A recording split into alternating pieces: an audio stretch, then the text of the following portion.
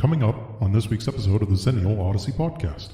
My sister saw bruises on my arms, was like, is your girlfriend doing stuff? And I'm like, yeah. She just never brought it up again. From a moralistic standpoint, it's impossible to be completely black and white. That's gaslighting. A supportive, sensitive side. Me and Bobby, man, we fucking hug. We're fucking honest when we're sad. Like, I already have the title for what it could be called. What's that? Rock Table Talk. He's protecting his wife. Show over.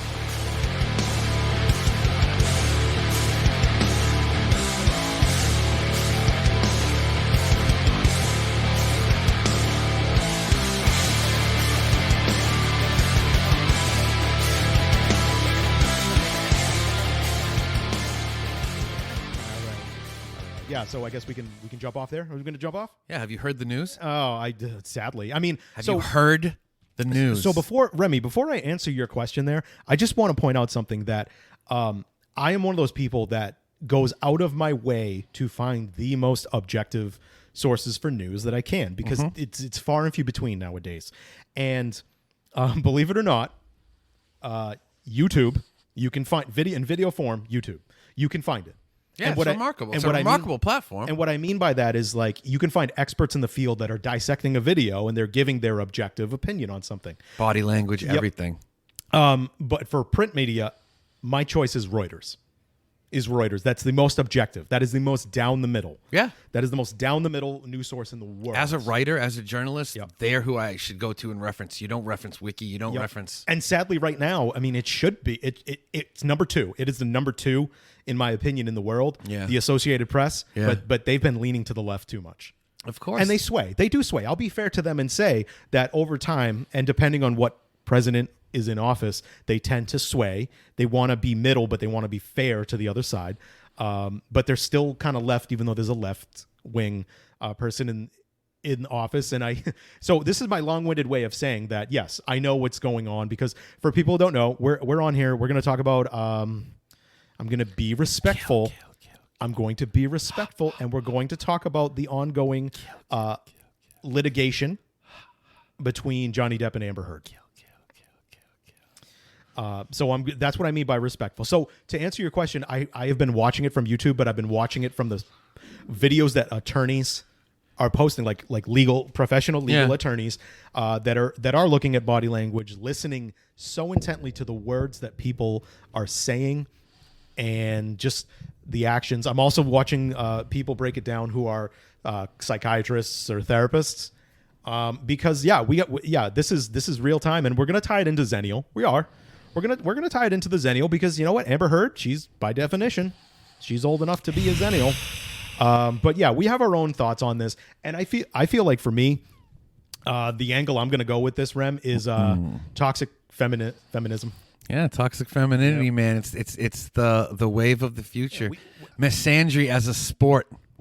So our society right now talks a lot about toxic masculinity. That could be a topic for another day. You know what? We can get uncomfortable with that if we're gonna get uncomfortable. I'm not, but the dick is a violent sexual organ. Yes, the phallus. Yeah. Yeah, the phallus and testosterone. Yes.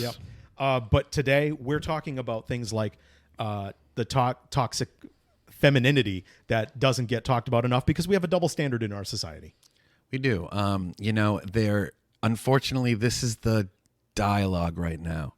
Are you a woman being mistreated? Here, have this hashtag. Pop that up anywhere, and people are going to listen to you. Okay. And I realize that, there's a possibility, at least on some level, that if this show gets traction and people hear this episode, that cancel culture will come a calling. But I don't care. Hey, can you let me monologue? You've been Sure. cutting me off like a motherfucker. Go. I love you. Go. Hold on. I need to get my train of thought again.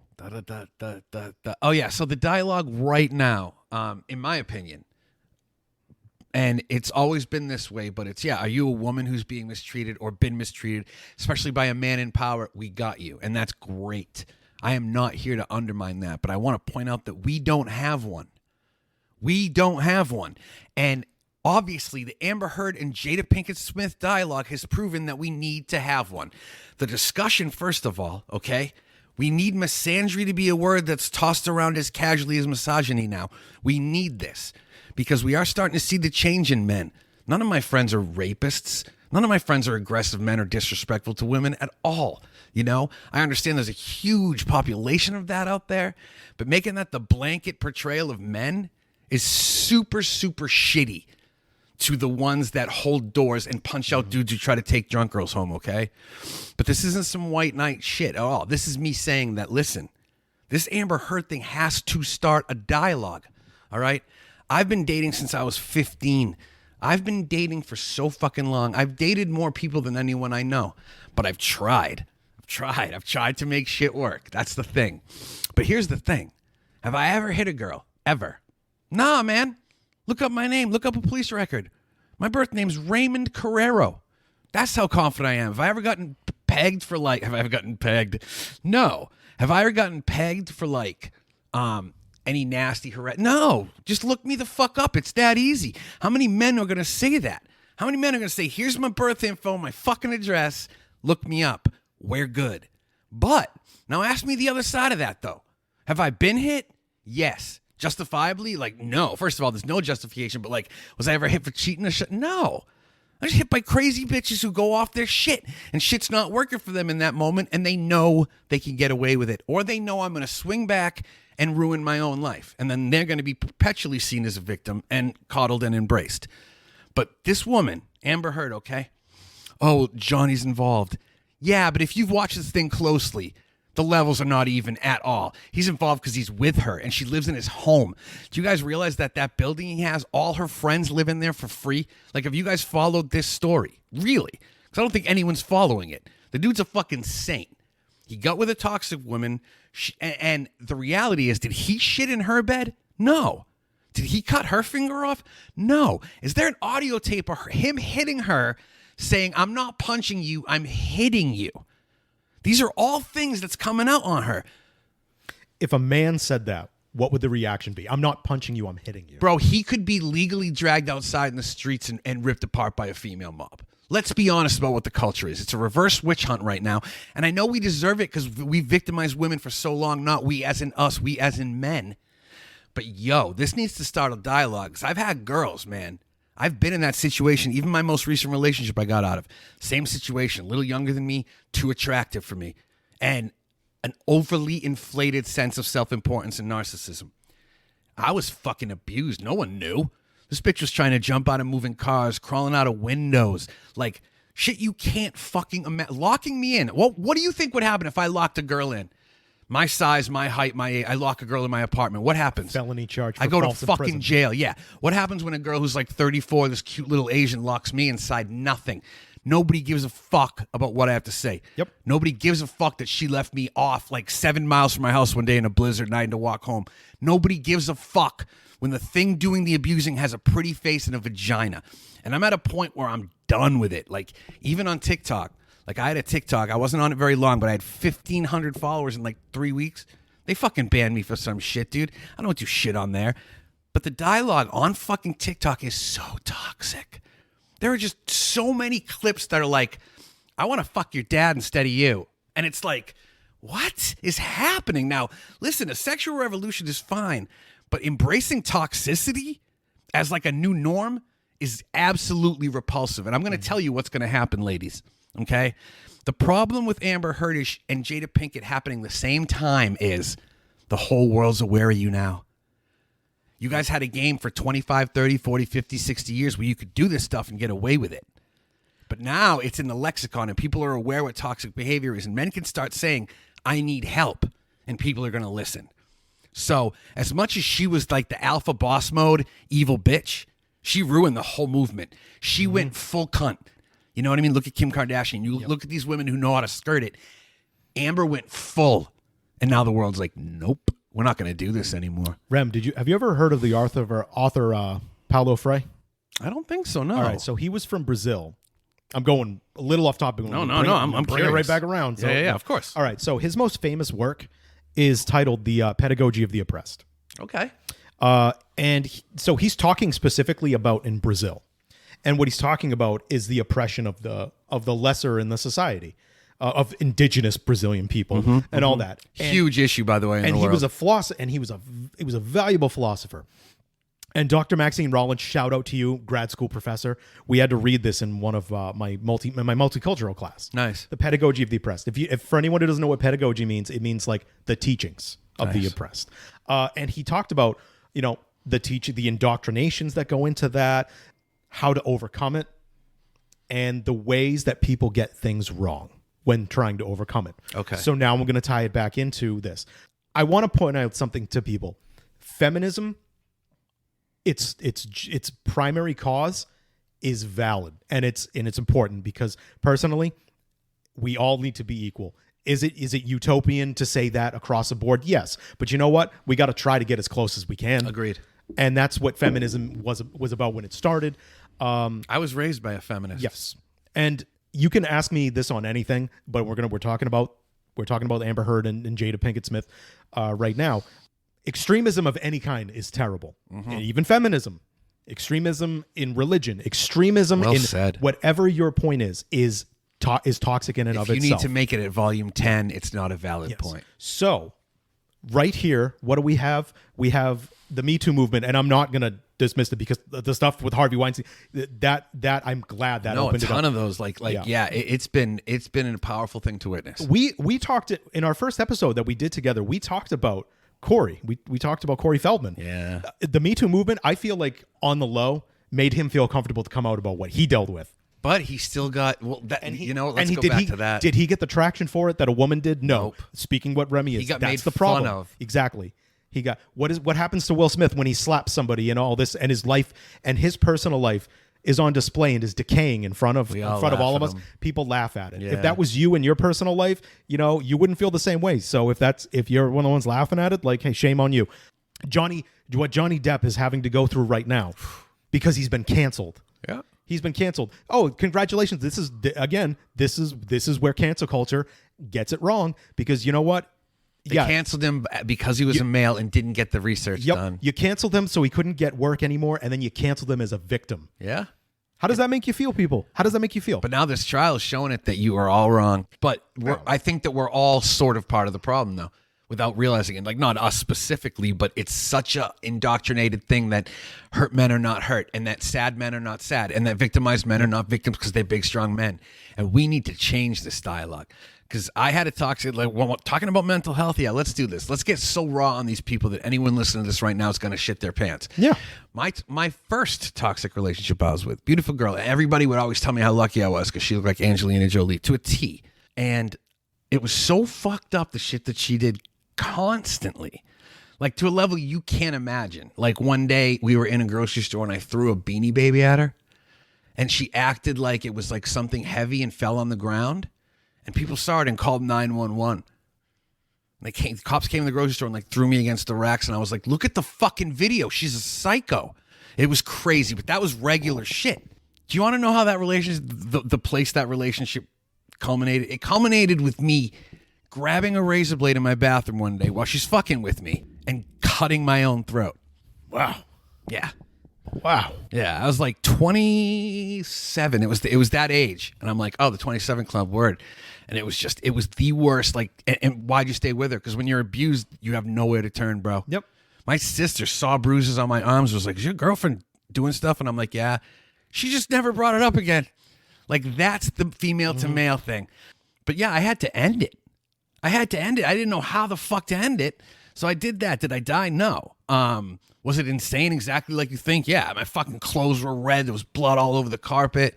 It was interesting, too, because at the time I lived over a coffee house. This is like one of my favorite me moments. And I know it's fucked, but you have to find me moments in the darkest moments. Yep. So they're taking me out on the stretcher, my fucking throat's just fucking, it's completely wrapped with towels, and the towels are all red, and my clothes are all red. And I lived over a coffee house in Mary Lou's, which is like, if people who don't live in the Northeast and don't know, it's basically like the closest thing you can kind of get to like a strip club with clothes on.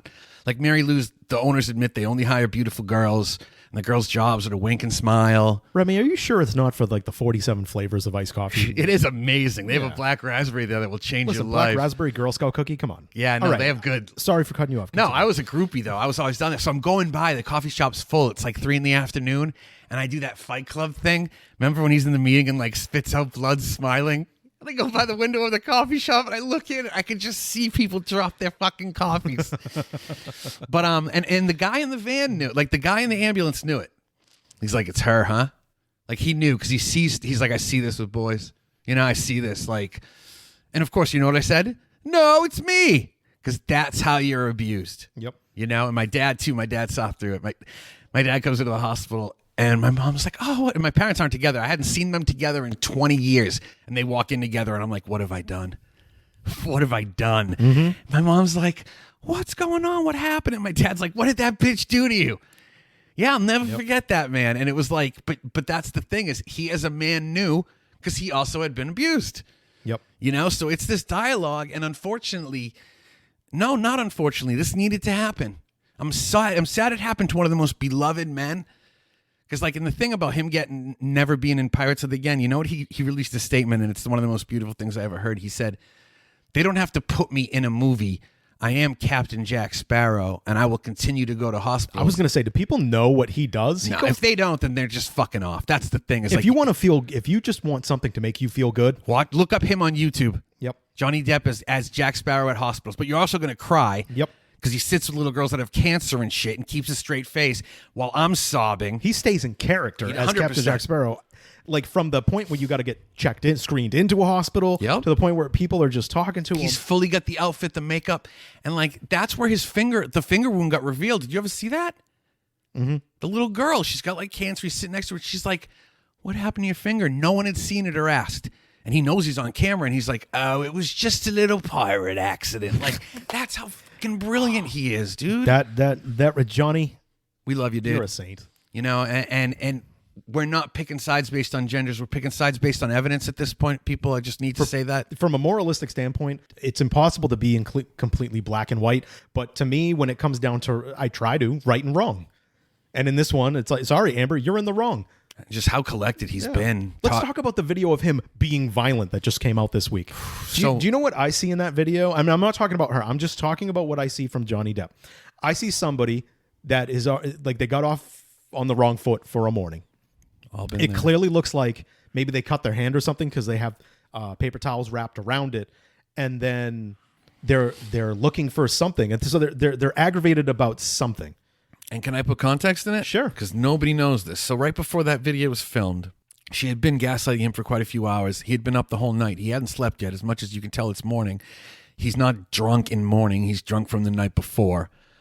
She's deliberately knowing that because he's so altered that she can finally get evidence of her own. She has none, but she has this. Just so you know, his aunt, who essentially raised him, died. He could have talked to her before she died, but he didn't get the news from Amber Heard. This is what I've been told and read as a journalist. And so basically he lost his mother because his parents were addicts and scumbags. And she told him that and then hit record. That's the version that the press isn't telling people. So you're seeing a man at the end of his rope. You're seeing a man who's been abused. But is he being violent to her, I ask? No.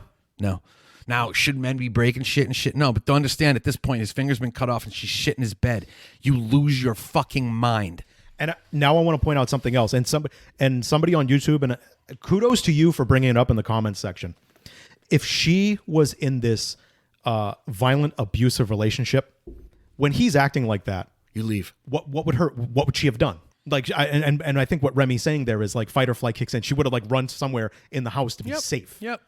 Instead, she's doing this. You don't engage someone and try to hide the camera behind your coffee mug. What about the fact that you can tell she's doing a fake wife role where she's like, "Johnny, it's okay," like, and you can tell that he doesn't know how to respond to that because she doesn't act like that. Yep. So he's drunk, he's blacked out, he just found out he lost somebody, and she's acting normal. That's gaslighting by definition. And by the way, at the end of that video, after there's the tussle between the phone when he realizes he's being recorded. By entrapment, by the way. Yeah. By the way. I just said if somebody's in an abusive relationship, and Remy, you said it, they leave. Yep. What did Johnny Depp do? Leave. He left. And what was her reaction? Chase. No, right? She laughed. Well, that's what I'm saying. She left. To antagonize. She left. Yeah. Everything. If you listen to that footage, she's like, "You're not a man. You're an old fuck. You don't have a working dick." Listen, I promise you, he's got a working dick. He probably doesn't have one for you anymore because you've broken him. Like, listen, if I set him up with one of these girls I know that likes him, Johnny would be able to deliver a pipe, okay? And that was the best part of the trial is they used this quote, and I'm sorry. All right, the alpha shithead's coming out in me. I even know that alpha wolves are a myth, so don't believe that whole alpha legend. But regardless, this man thing's coming to me when the lawyer's like, "And you said to her," and I can play this on my phone right now. I capped it because I liked it that much, all right? "And you said to her, 'I have a use for that throat, but it won't hurt.' And then like Johnny's like, yeah, I said that. And he's like, I repeat, I've got a use for that throat and it won't hurt. And he's waiting for the like court to be like, oh, And it didn't happen. no. And then Johnny's like, yes, I said. And he's like, and he says it a third time. And he's like, all right, do you want to just say it again? Like, you know, but that's the kind of weird passive aggressive shit you say to someone who's negging you. Mm-hmm. You say, shut the fuck up or I'm going to ram my dick in your throat and shut you the fuck up. That's how I would have said it. What did he say?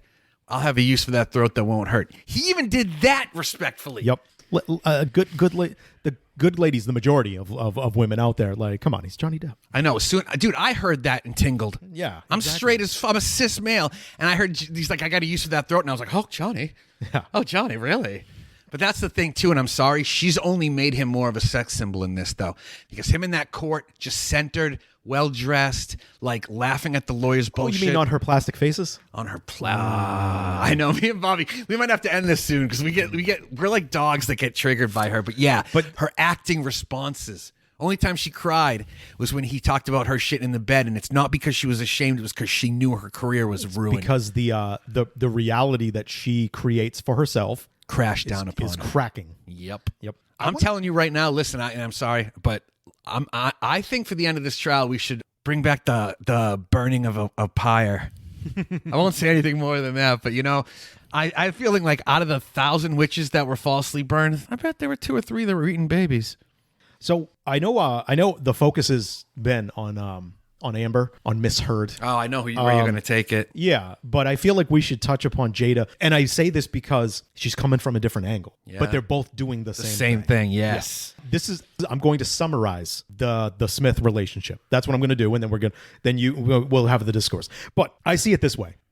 When they got together, they met because she had tried to get on Fresh Prince of Bel-Air. Everybody did. Yeah. And yeah, you know what? She went to famous school for the arts. And she went to school with Tupac Shakur. She went to school, most people, people. That was the genius of Tupac. He was street, but he was also... art school, man. Private art school. But anyway, we're talking about Jada. So Jada was... I want to be... Can I say something real funny real quick? I'm so sorry. Go for it. I'm breaking all the rules, but do you ever think that maybe Tupac faked his own death to get away from Jada Pinkett Smith? Oh... I'm sorry, man. That's some cap shit. Yes, thank you. All right, continue. I'm sorry. All right, so I want to be fair to Jada. Her in Menace to Society, great movie. That's a great movie. She was awesome in urban film. She was a great actress. Yeah. But then her and Will got together, and his career was ascending anyway. By the time they were even like a thing, arguably one of the biggest careers in Hollywood. Yeah, and his career continued into this century. It continued into the 2010s. And hers not only tumbled, and we could spend an entire episode alone on what the fuck was Wicked Wisdom. What the fuck? What? And by the way, people, has anyone seen the videos of her doing it live? And where's Will? He's right off stage supporting her. Yeah, awesome. He's at a metal show. He's a black man at a metal show. I did think it was dope that she had a metal band. I'm not gonna lie. But by the way, have you heard Willow covering Wicked Wisdom? No. By the way, she has much better singing voice. Oh, Willow's awesome, man. I got no hate for those kids. Yeah, but she did it with the actual original backing Wicked Wisdom. That's dope. Yeah, and she did it better than her mom. Of course. So you know her mom's going to start psychological warfare on her next. It's already started. Yeah. So anyway, Will Smith got to the point where what's he making? Like $25 million a movie? Something? Yeah. You know, easily. And she had that little bit of snippet with Gotham. I was going to say Gotham was the only good thing she's done recently. Little bit of snippet with Gotham. Yep. But other than that, she got traction through Red Table Talk. Mm-hmm. Is that her? Is that a web show? It's a Facebook It's a boomer show. 100%. It's a boomer show for boomers. So, I mean, she was getting traction with that, but I feel like she's one of these narcissistic people who she was in a relationship with somebody and she didn't see it as kudos to my husband for just being phenomenal. Yeah, being perfect. She got jealous because her career wasn't ascending the same way. She needed a young dick. And so, she started doing things. She started doing subtle things to kind of do that and then just blew the doors wide fucking open. Was it last year? Yeah, or it might have been 2 years even at this point. On her show. Disrespected her man. She decides to talk about an entanglement and she can't even give him the common courtesy to say what it was. His broken face on that shit, dude. And over the last 18 months, what have we been seeing? We've been seeing Will Smith's personal life play out in front of us all. Yeah. And like we haven't offered him the support. Yeah. Could someone can someone give him a hug? Can someone just say like, I'm sorry for what you're going through? Yeah. And it's okay. And to Rem, a point you Rem brought up before, you know what? That's on men too. Yeah. That's on men on men being like, it's okay to have like bro, a supportive, sensitive side. Me and Bobby, man, we fucking hug. We're fucking honest when we're sad. Like, we need to make this shit okay. And I'll be the first one to admit, when I saw the Smith slap, I was disgusted and I talked shit for a day. Then I realized it was me when I cut my throat. It was the same fucking thing. If you watch, do me a favor, watch the slap again, okay? And I want you to watch how it plays out. He's not bothered by the jokes at all. She's bothered by it because of the self-importance. And even the way, if you watch it again, she's facing her body to the camera. He's facing his to the stage, okay? Little interesting things people do, okay? So she's facing Will. She's making reactions to Will. He's looking at Chris Rock, doesn't know this is happening. He laughs because the joke is harmless. I'm bald, Bobby's bald, fuck off, okay? The joke's harmless. Then, when the camera cuts off, we don't see. She clearly hits him on the arm or he sees her face. And then that abused man thing kicks in. Would Will Smith have slapped a white actor? No. Nope. Fine, I said it. No, he wouldn't have. Nope. It would have been a thing. Would he have slapped Terry Crews? No. He slapped the only motherfucker that he wouldn't get slapped the that shit he out wouldn't of get slapped back. And you saw Chris thought about it for a second, bro, but he's like, nah, this is an important moment. In fact, Chris Rock's first show, he's on the comedy tour right now, was at the I think it was at the Wilbur in Boston. Yeah. And he didn't want to touch it, but his entourage, like his family members and all that, they were just like, yeah, like, well, you want something. And Chris was very nice and said, no, like, but they were like, yeah, you wouldn't do that to me. And you know what? Like next time, he's got like 6 people waiting. Yeah. Like, I mean, no, it was a hood act. It was an act of hoodery, which is weird because Will Smith's never been hood. Never. No. But it was an act of a man who felt like he had to defend a woman because his mental state's cracked. Yep. And we have to realize that the blame for that, as much as it's on him, is not on him. It's not. And I'm not, you know what? No, it is. I'm sorry. He took the action. He did. He should have been kicked out of the show. I don't understand how they gave him an award 10 minutes later. That was nuts, but whatever. That's why some people think the whole thing was fucking planned, because it was awfully weird that the dude didn't get booted. Well, to that I say, did you see this was a fan that was sitting way up in the rafters, and they were filming during that next commercial break? And they tried to kick him right. He wouldn't leave. Is that it? It's no. It's not that. It's Will went back up onto not to where Chris was. Chris went off stage for a second, but Will was on the front of the stage. You know how there's those different tiers? Yeah. So he's on there, and he is like, visibly, you can't really hear, you can kind of hear he's yelling, but you can he's flipping the fuck out. About what? I don't know, because like you can't hear it. They're not close enough to hear it. But do you know what happens next? What? Denzel Washington comes on the stage and starts to like console him and actually gets Will to calm down. Yeah, and then, did you hear what he said to him? And then it looks like Will starts crying. Yeah. Well, yeah, I know why he cried, because I know what Denzel said to him. It's amazing. What Denzel said to him is amazing. It's fucking Denzel, bro. He comes up to him and says, you need to be careful, Will, because the devil will always come for you at your highest point. And that's why Will Smith started crying. I got chills saying it, bro. That's Denzel shit. Denzel comes in the room and you're getting wisdom beyond earth. Like, that is so powerful, but that's exactly what it was. Like, and that's the part of this story that not enough people are talking about, because when Denzel was done with that, what does Denzel do next? He went to go talk to Chris Rock. Yeah, of course. So he's being the mediator. He's Denzel. Because he's Denzel. Yeah, like the smoothest motherfucker. He's jazz. He's human jazz. Yes. But the point is I really, like, I'll admit, I gained probably 500 more followers on Twitter for talking shit about Will that night, because I called him a cuck at first, and I went back and I actually wrote Will Smith a letter, like, to just really 99.9% were women, right? No. Wow. No, it was dudes who I think were in relationships with women like that, to be honest with you. I think they saw something familiar that night. Wow, you took my somewhat sarcastic comment, made it real, and you made it real. Yeah, well, and you brought it around full circle to what we've been talking about. Yeah, radio, bro. We're good at this, Bob. It took us a while, but yeah, and I think that I ended up popping over on Instagram, and I sent him a DM that he'll probably never read, and I said, listen, I tagged you in a post on Twitter that was kind of callous, and I don't think enough people are asking you if you're okay, and I'm not going to hear back from Will fucking Smith, but the point is I wanted to make those light amends, because it's really easy to call a dude a cuck and not realize he's broken and programmed. Yep. And I'm sorry, I've seen people like him. I was people like him. This shit can culminate with a suicide attempt, people. It can culminate with a successful suicide too. It can, and I think that the world just needs to open up lines of dialogue about toxic femininity. But ultimately, what it culminates in is it culminates in a hardship for a man, for that individual man. Yeah. And that hardship could be incarceration. Think about it. That hardship could be just completely destroying. Who do you think pays all their bills, buys the house? You know what I'm saying? Like, he has so much on his shoulders. Yep. And you know what? This is what I would do. This is what I would 100% do. And I thought this the day afterward. Obviously, Chris Rock and Will Smith were friends. They worked together. I know that Rock was on The Fresh Prince at least once, but I would have both their agents would be circling to call the other one and say, listen, let's do a fucking Facebook Live, or let's do a let's go live and discuss this. I already have the title for what it could be called. What's that? Rock Table Talk. Nice. Nice. Let's send this to them. Yeah. Let's tweet this to them. But honestly, like, I feel like if they talk like adults about it, and Chris could ask him some questions that might be hard, but questions that need to be asked.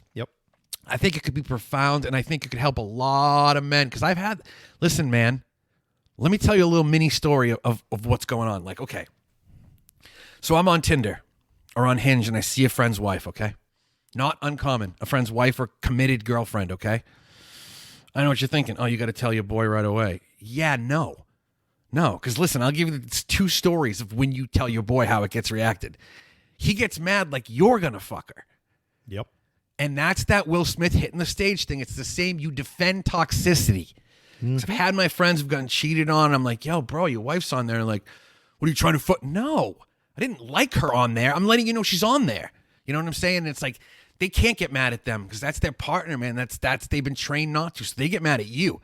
That's why he got mad at. He didn't get mad. He was mad at Chris Rock, but he wasn't. You know what I'm saying? It was this act of pageantry. I slightly disagree. I would say that was, I'm going real Gestalt therapy here. Oh, go So ahead. for people who want to know what the hell I'm talking about, Gestalt was famous for the empty chair. And the empty chair literally is just, he would have people talk to empty chairs. And the empty chair could be somebody in their life who they just needed to cathartically talk to. It could have been themselves. And I feel like Will Smith did that because he saw himself in that moment. Yeah. Oh, shit. I like it. You know, so some people may be listening and be like, well, you do a show about people who are Xennials and all that. So what the hell does this all have to do with that? Now we're going to bring it around. But don't forget, Bob, and I just have to say, in my opinion, it doesn't always have to be that. The name of the show and the branding of the show is the show. But we're going to talk about shit. We're going to talk about shootings when they happen. We're going to talk about pop culture, and it doesn't always have to be. But unfortunately, she's one of us. Yep. Both of them. Yeah. Both of them are. Yeah, Amber Heard. Amber Heard she was born in the mid 1980s. But I want to make something particularly clear. We don't know her background. We don't know family history on things. We don't know her upbringing. We only know her when she became a model and started to get into the business. This is my opinion. I feel like this is the prevailing opinion in the field of mental health. People are rarely born narcissists. Agreed.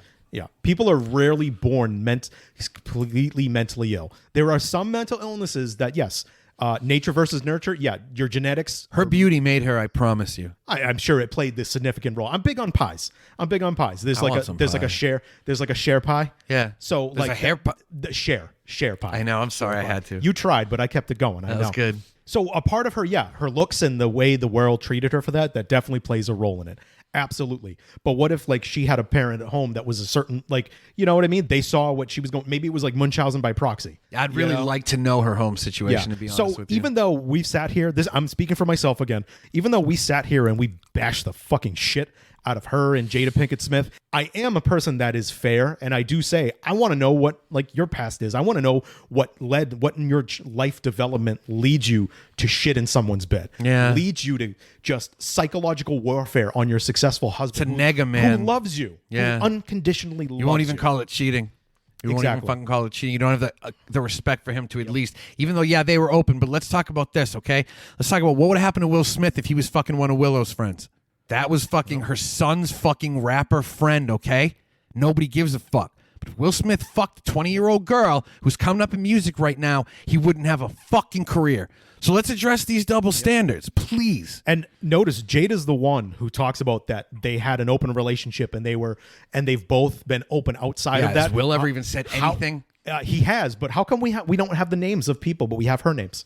I don't believe Will's done it. I don't think he has either. I know for a fact that if Will Smith was on dates, bro, anywhere, that the paparazzi would be there. If he was on a date with some random bitch, even not paparazzi, y'all in your fucking phones would be up in his face. I promise you. He's protecting his wife. He's protecting his wife, and he knows she's going to cheat. Yep. So fine, we'll be open. His whole thing was this. We'll be open. Don't shove it in my face and disrespect me openly. And what did she do? Red table talk.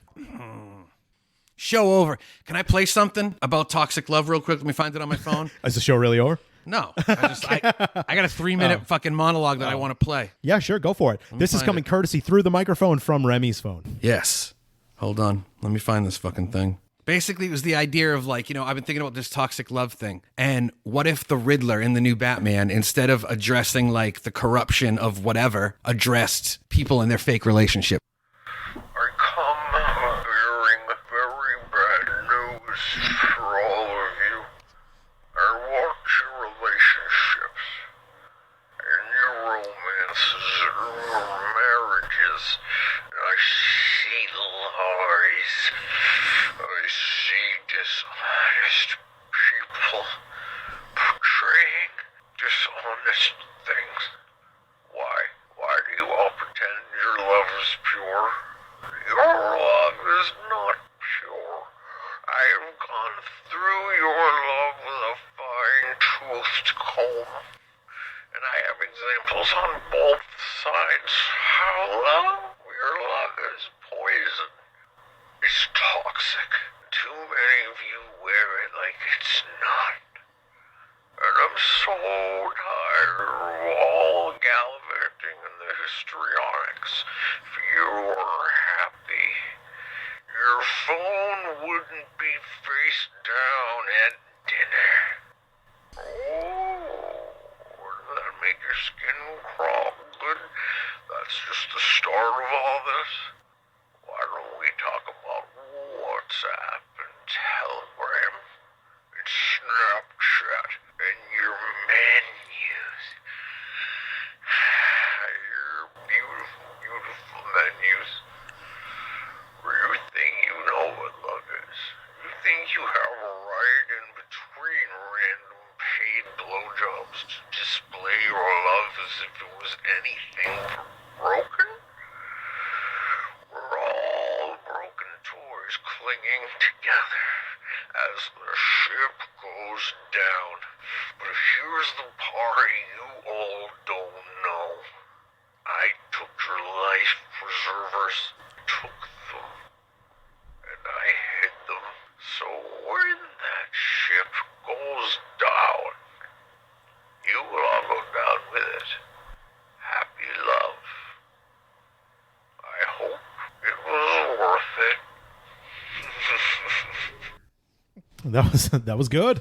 Thank you. Yeah. It just felt really like an apropos ending because, I watched the trial all day yesterday and just saw a lot of crappy toxic TikToks and was like, you know what?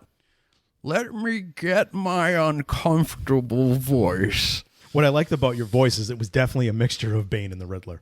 Yeah, 100%, man. Good observation. Like the slow, like pulls of Bane, but the weird sort of, yeah. Yes. All right. That's why me and Bobby are great friends because he always knows my references. I like the fact that it's simultaneously there. Yes, I'm like trying to think of lines from The Dark Knight Rises, where Bane had him, but it's not fresh in my mind. Yeah, I love his inflection on those speeches was. But anyway, that was the Riddler's take on everybody having these weird relationships and yet portraying them like they're Disney relationships when a lot of them aren't. Well, look where Disney is. Yeah, actually, they're very Disney. Yeah. My bad. All right, so I think we need a breather. I think you guys need a smoke. I need a fucking smoke. So we'll end the episode there. But listen, no, shout out to the people, not just men, women who are in toxic relationships. Listen, the dialogue is there now, okay? Reach out to your friends, reach out to your family. If you don't have people immediately who react, you can find people on social media, you can find support groups, you can. Do not suffer alone. Do not suffer in silence because it's going to come to a head like it did for them. Both of them, it comes to a head. When I cut my throat, it came to a head. Please don't let it, okay? Yep. If you truly love these people, which I'm sorry, a lot of toxic relationships, there is love, you need to separate. You need to find strength and perseverance and strength alone, but just please do not suffer alone, guys and girls, okay? And to any woman out there that just thinks I'm being misogynist or chauvinistic, I'm talking about it from the male point of view, but I do agree with what Rem is saying. And I think, you know what, bringing it back to the talking about Paulo Freire, one of the things he talked about is, guess what? We all have to unite. We all have to unite to end something or to change something. And on that note, everybody, thank you for tuning in as always, but this Odyssey has come to a conclusion, and we'll talk to you the next time. We appreciate you. Take care.